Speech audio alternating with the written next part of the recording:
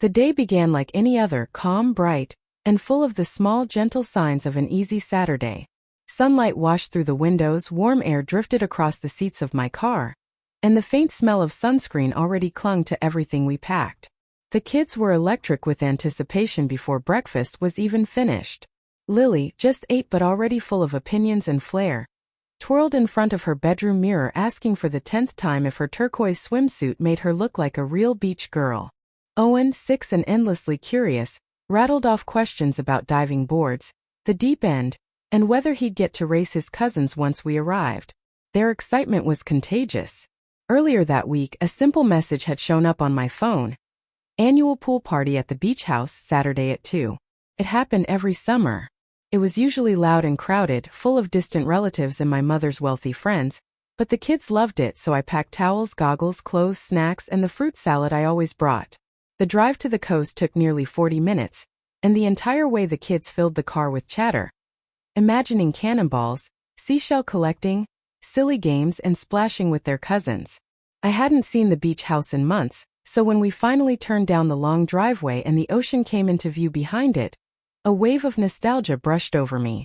But the moment I noticed the driveway jammed with nearly 24 cars, I realized this year's gathering was much bigger than usual. Through the open gate, at least 50 people crowded around the pool, relatives I barely knew, my mother's book club friends wearing oversized sunglasses, neighbors who only showed up in summer. Everyone laughed, clinked glasses, and basked in the day.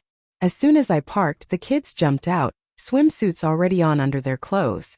They grabbed their towels and bolted ahead, feet slapping against the stone path. I followed with the beach bag and fruit salad, smiling at their joy. My mother stood near the pool in an expensive designer cover-up that glittered in the sun. She was surrounded by her polished friends, laughing like she owned the whole afternoon. But when she spotted me walking toward her with the kids, her smile vanished. Her expression stiffened into something cold. "What are you doing here?" she said loudly, so loudly the nearby conversations faltered. I frowned. "You sent me the text about the party. That message was for your sister," she snapped. I must have tapped the wrong name. The kids hesitated beside me, excitement dimming into confusion. "Well, we're already here," I said softly.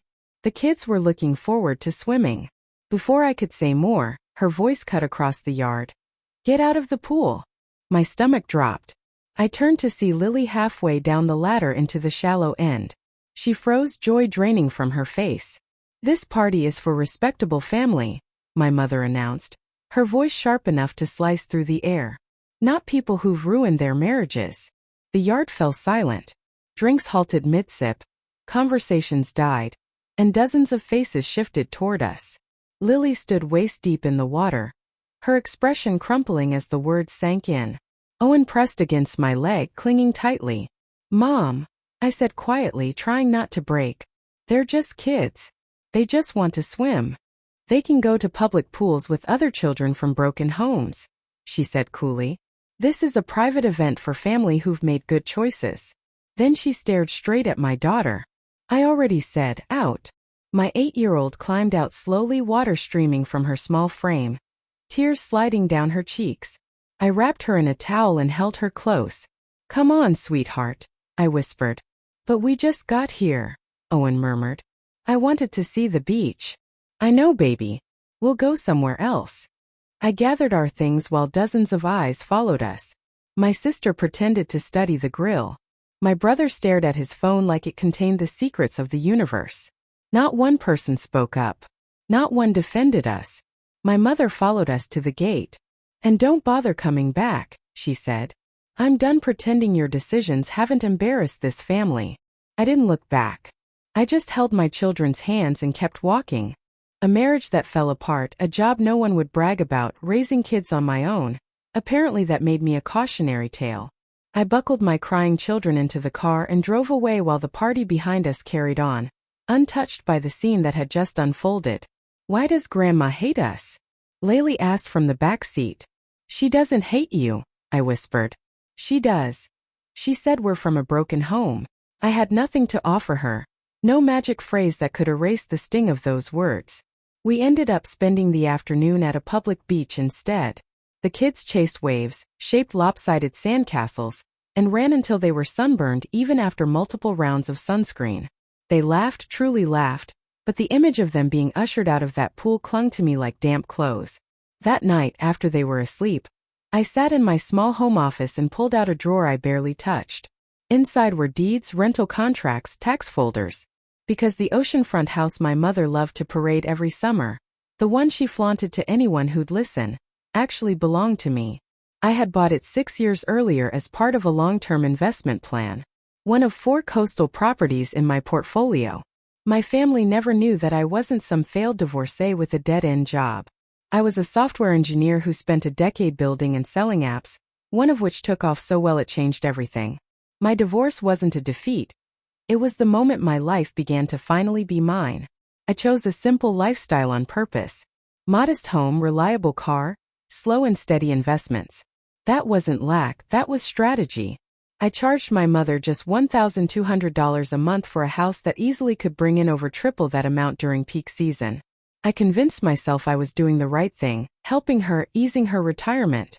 But after watching my daughter cry herself to sleep, I stopped pretending kindness was an obligation. Monday morning I made the call. Jennifer, it's Melissa. Send a lease termination to 847 Shore Drive. Is she leaving? Not by choice. Understood. By Wednesday my phone lit up non-stop. My mother was livid. My sister demanded reasons. My brother called me spiteful. My aunt tried to shame me. I ignored all of them. Instead, I took my kids back to the beach and watched them splash in the surf. This is better than Grandma's pool, Laylee said. Oh? Why? Because we're allowed to be here. Her innocence hit harder than any insult ever had. Friday afternoon, my mother showed up at my door, flushed and frantic. You need to talk to the landlord, she insisted, pushing inside. Tell them it's a mistake. I can't help you. You mean you won't? I'm your mother. I'm asking for help. You kicked my kids out in front of everyone. You shamed them. I was teaching you consequences, she said, unblinking. You made poor choices. What choices? I asked evenly. Leaving a marriage that made me miserable? Supporting my family alone? Raising good kids? You're a single mother in a tiny paid-off house with an old car. That's not success. This house is mine outright. The car works. I live responsibly. Exactly, unlimited means. I nearly told her everything. How wrong she was. How much I actually owned. How the place she adored was mine. But I didn't. I can't help you, I repeated. Please go. When I'm homeless this summer, that'll be on you, she snapped. You'll figure something out, I said quietly. You always do. She slammed the door on her way out. The days slipped by. The closer we got to her move-out date, the more desperate her calls became. Every time I considered backing down, I remembered my daughter's tearful, confused eyes as she stepped out of the pool with everyone watching. And every time my resolve hardened. On day 45, my attorney called. She filed a complaint with the rental board, claims discrimination. On what grounds? Familial retaliation. She says the landlord is punishing her for keeping your kids out of her private gathering. It's not her residence. She doesn't get to exclude people from a home she rents. I know, but the board wants a response. They scheduled a hearing. Hearing day was set for day 53. My mother arrived with a lawyer, clearly ready to argue with some faceless property management group. Instead, she found me sitting at the respondent's table. What are you doing here? She hissed. The hearing officer glanced up. Ms. Wilson is listed as the owner. That's impossible. It's accurate, the officer said, opening the file. Melissa Wilson purchased the property 6 years ago. My mother's face drained of color. Her attorney leaned toward her, whispering rapidly. The beach house, it's yours, she said, barely audible. Yes. All this time. Yes. And you let me rent it? I gave you a 70% discount. I didn't smile. I didn't gloat. I simply let the truth sit there, finally out in the open, while she grappled with the consequences she had been so eager to teach me about. I had assumed Ty was spending time with family. The hearing officer cleared her throat. Ms. Wilson, your complaint alleges discrimination. Please explain the basis. My attorney Sarah, my mom, answered before I could. Our position is that the landlord is ending the lease as retaliation for my client exercising her rights at a private gathering. The gathering took place on my property, I said evenly. A property Ms. Wilson does not own.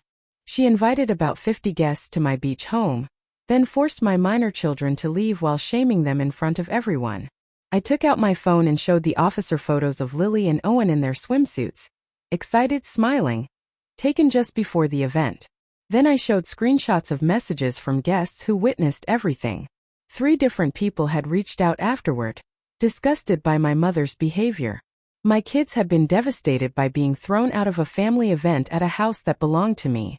That was when I decided I no longer wished to subsidize a rental for someone who treated my kids so cruelly. The officer reviewed everything carefully. Then she looked at my mom. Ms. Wilson, this hearing is to determine whether discrimination in housing occurred. A property owner may choose not to renew a lease at the end of its term for any reason that doesn't involve a protected class. Family disagreements aren't grounds for discrimination. But she's doing this because I set boundaries, my mom insisted. You imposed those boundaries on her property concerning her children, the officer replied. She is now imposing boundaries concerning her own home. She closed the folder. Complaint dismissed. The lease termination remains in effect. We left separately. I had almost reached my car when my mom hurried over. I didn't realize you owned that house, she said. I know. All this time you let me believe the landlord was some anonymous company. I wanted you to enjoy the place without feeling indebted to me. And now you're taking it away. Yes. Over a pool party? Over one bad day. Over the fact that you threw my kids out of the pool and called them damaged in front of 50 people. Over the fact that not one person in your circle spoke up. Over the fact that you taught me that cruelty has consequences. I'm their mother first, and they are my priority. She stared at me for a long moment. What if I apologize? To you or to them? To both. It's too late to undo the lease termination. The notice was already served. But Mom, it was never really about the beach house. It's about how you treat people when you believe you have the upper hand. I never thought you were beneath me. You called me a divorce failure with a mediocre job. You said my kids came from a broken home. You humiliated them.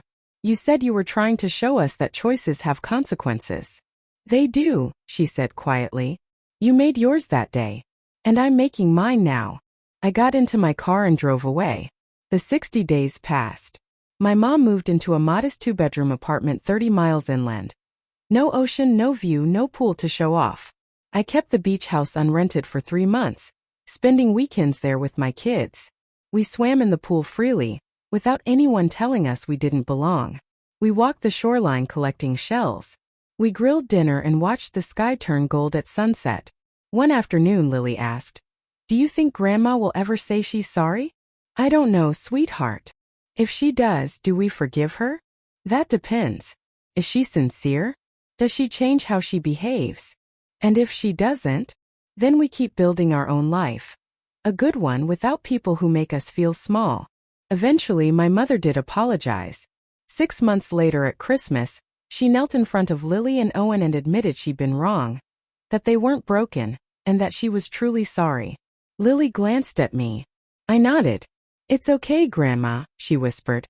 It wasn't an instant fix, but my mom began treating them with kindness. She asked about my work and actually listened.